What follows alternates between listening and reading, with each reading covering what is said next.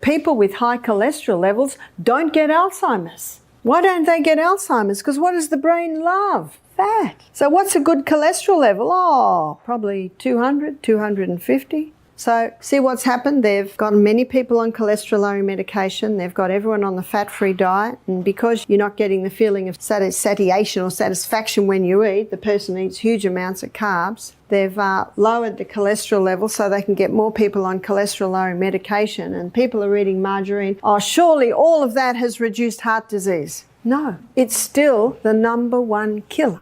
Hello, everyone, and welcome back. It's great to see you again. Today, we're diving into a topic that's both fascinating and surprising, the shocking truth about cholesterol, as explained by expert Barbara O'Neill. Have you ever thought of cholesterol as the bad guy? If so, this video will change your perspective. The truth is, cholesterol isn't all bad. In fact, it plays a crucial role in maintaining your body's health and essential functions. However, as we age, especially after 60, keeping cholesterol levels balanced becomes vital to protecting heart health. Did you know that nearly 38% of people over 60 have high cholesterol levels? This puts them at a higher risk of developing heart-related diseases. But don't worry, there are simple and natural ways to manage it while keeping your heart strong. In today's video, we'll uncover the little-known truths about cholesterol, the key numbers you should pay attention to, and practical lifestyle changes that can effectively safeguard your heart health. And here's a special treat to thank you for joining us. We're giving away 100 copies of Barbara O'Neill's best-selling book to subscribers who like this video and comment on why they'd love a copy. So if you haven't subscribed yet, now's the time. And remember, at the heart of it all is the truth about fats. Ready? Let's dive in. You see, 50% of this membrane around our heart cells is made up of protein, and 50% of the membrane around this heart cell, muscle cell, is made up of fat. But many people stop fat because of cholesterol, am I right? And you might have seen the Catalyst show a couple of years ago where they showed that cholesterol does not cause heart disease. And I do have room to write this. There is a book you can get, and you might like to write this down. It's an ebook called The Cholesterol Lie by Dr. Dwight Lundell. Now, Dr. Dwight Lundell is a cardiovascular surgeon, and he has performed 10,000 bypasses. Notice the book that he's written, The Cholesterol Lie, showing that cholesterol is not what causes heart disease. There's another book called The Great Cholesterol Deception by Dr. Peter Dingle. He's from Perth. And if you looked at the show on Catalyst, I don't know whether anyone looked at it on iView, last August, Fat or Fiction, it shows there that cholesterol is a non-issue. Cholesterol does not cause heart disease. I'm going to have a look at cholesterol because there's a lot of really misinformation about cholesterol.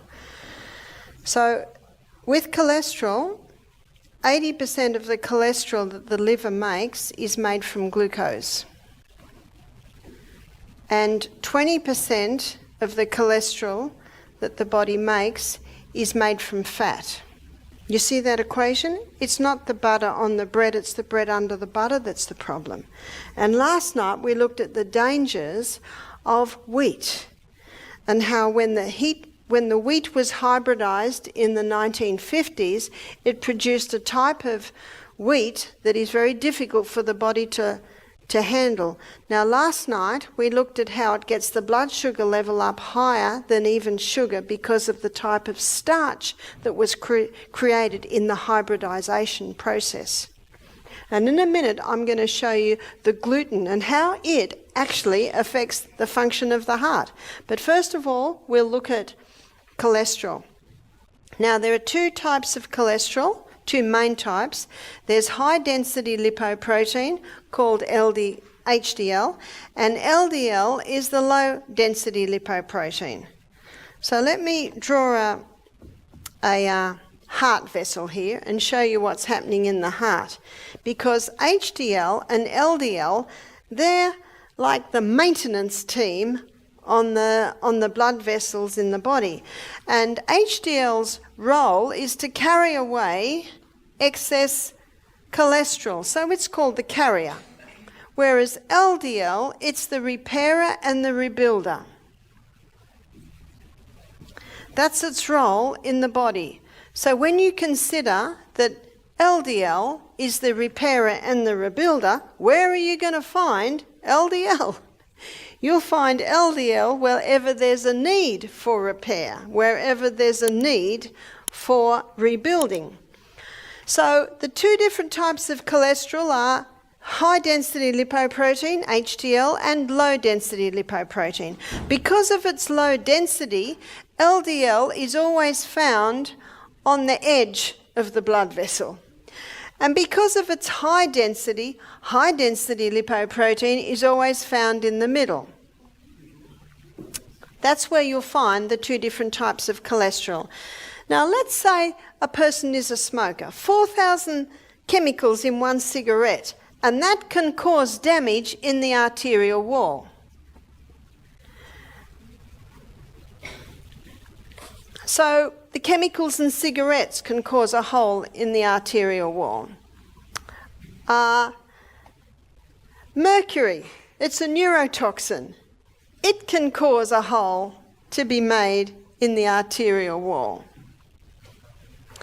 Yeast or mold in the blood can cause a hole to be made in the wall. And if the person's on a high wheat, high sugar, high alcohol diet, feeding the yeast, can you see what's happening?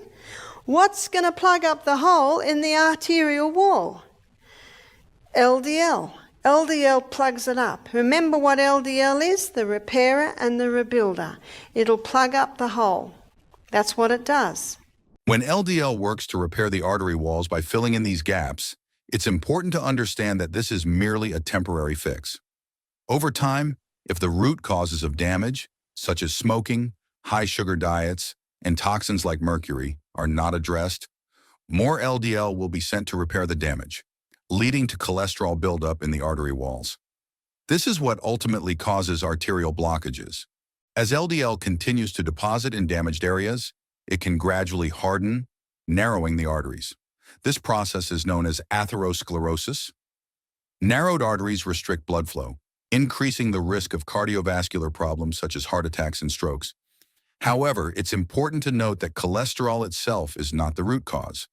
The real culprit is the damage to the artery walls caused by factors like toxins, poor diet, and unhealthy lifestyle habits.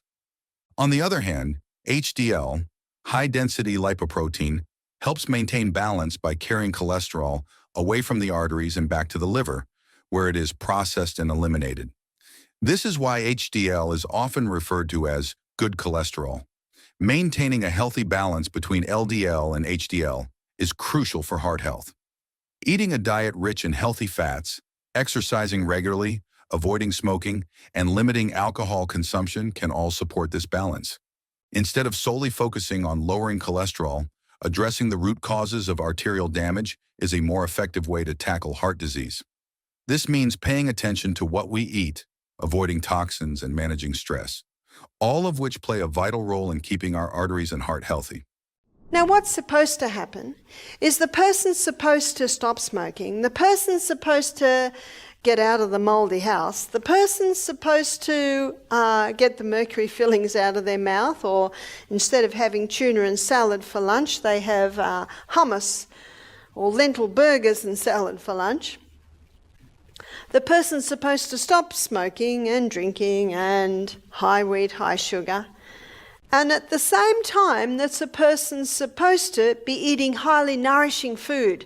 So where's your fibre? All your plant food, plant-based have fibre, your whole foods. Where's your protein? Your protein is found in your legumes, your lentils, chickpeas, lima beans, tofu, only if it's organic, nuts and seeds. And where's your fats, your nuts and your seeds, and also your coconut oils, your olive oils? When a person is eating those nutrients, the body can heal the whole. Can you see that?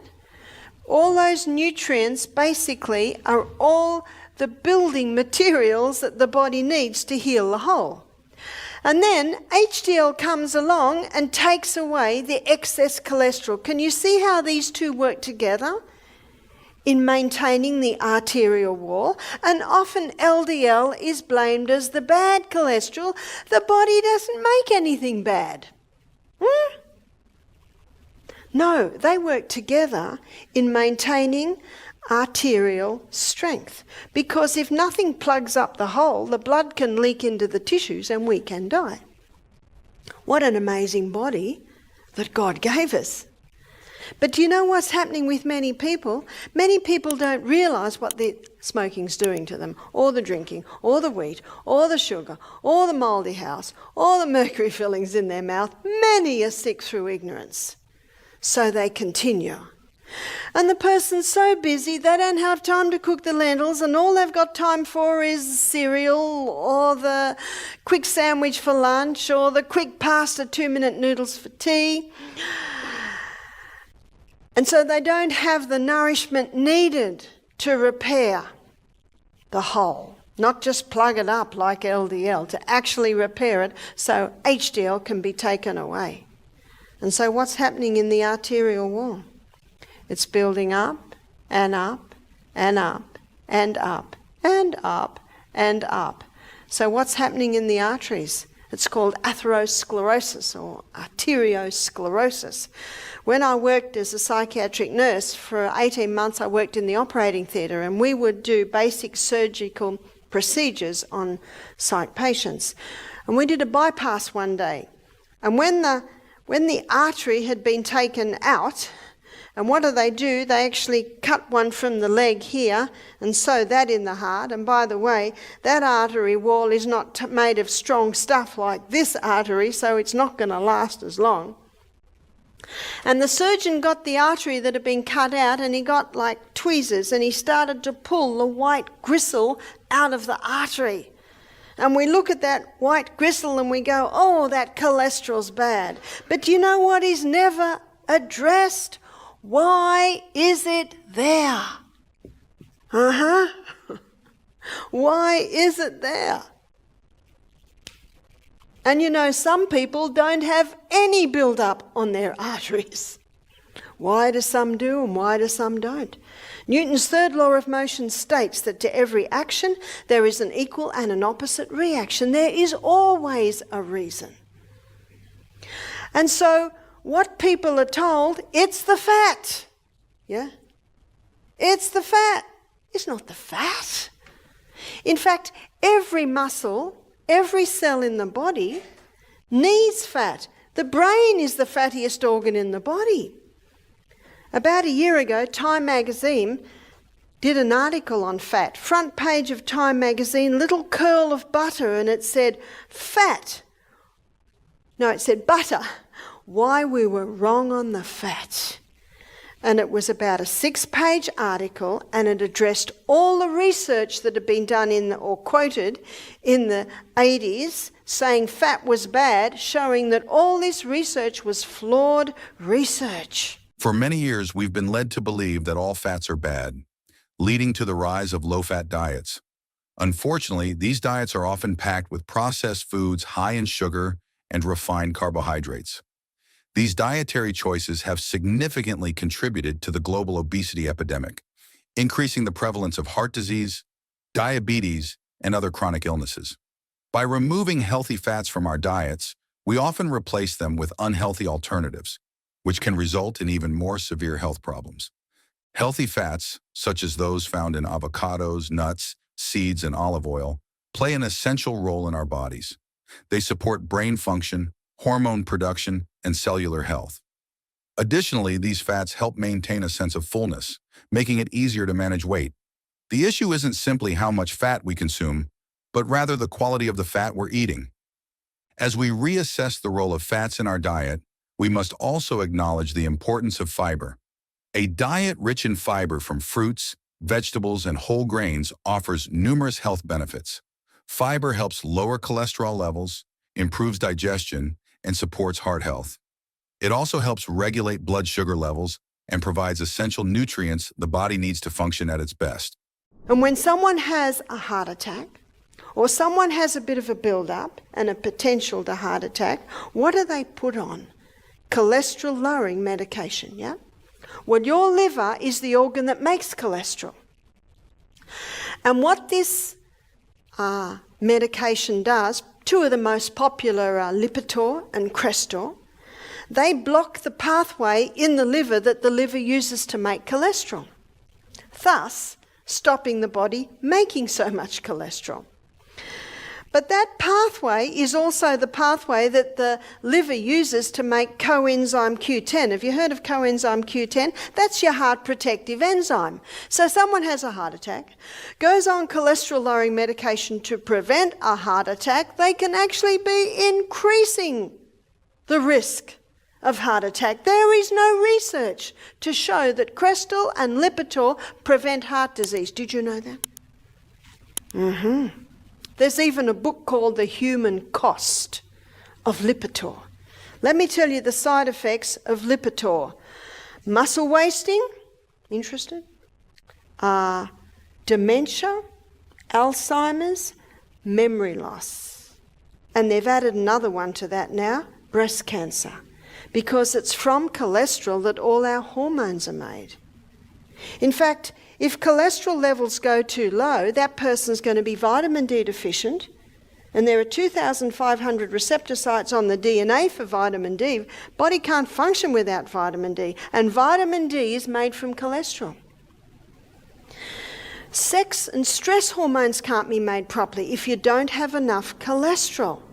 Too low cholesterol is just as dangerous as too high. What causes heart disease? Absolutely the build-up in the artery. But why is the build-up there? It's because of the high sugar, high wheat, high alcohol diet. It's because of the lifestyle, basically, that many are doing today. It's a whole lot of little things that are causing this. So another no is not fat, but it's wheat. Why wheat? Well, when the hybridization process of making the wheat, the gluten or protein structure of wheat was changed. So originally, wheat was inkhorn. No, I don't think that I should be there. I think that I should be there. Inkhorn wheat, that was the original wheat, and it had a very fragile structure. And that fragile protein or gluten structure means very easy to be broken down, so easy to be broken down in the grind, in the cooking, in the chewing, in your digestive enzymes. And it is not sure when, but a few thousand years ago, there was a field hybrid with another wild grass that produced emmer wheat. And emmer wheat is not quite as fragile, but it is still fairly fragile. And it is the emmer wheat that went through the intensive crossbreeding.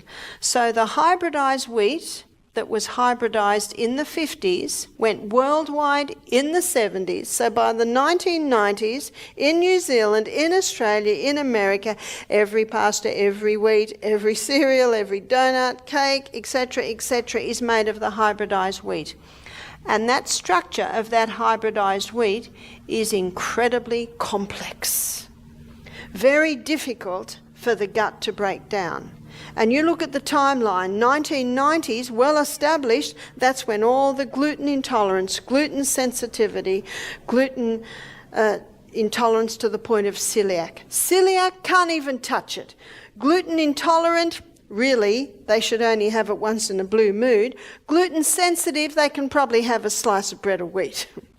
So basically, gluten sensitive, gluten intolerant, and gluten intolerant to the point of celiac basically is just describing the intensity of the intolerance.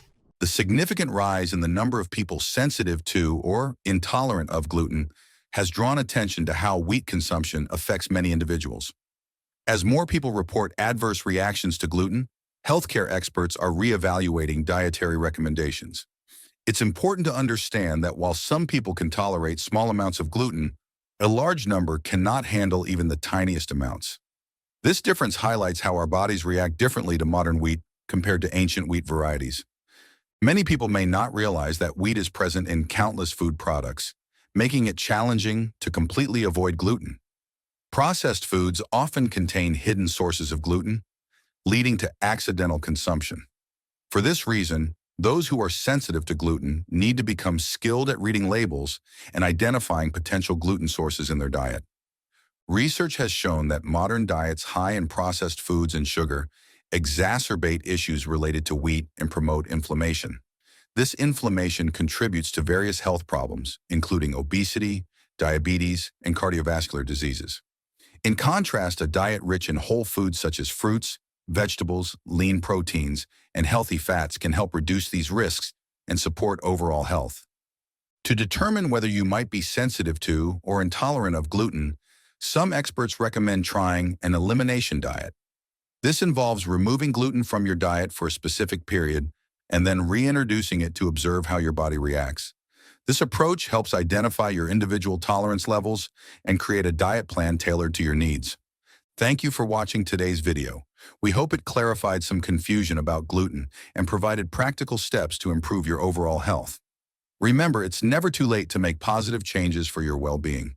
If you found this video helpful, don't forget to like it and subscribe to the channel for more health tips. See you next time, and stay healthy.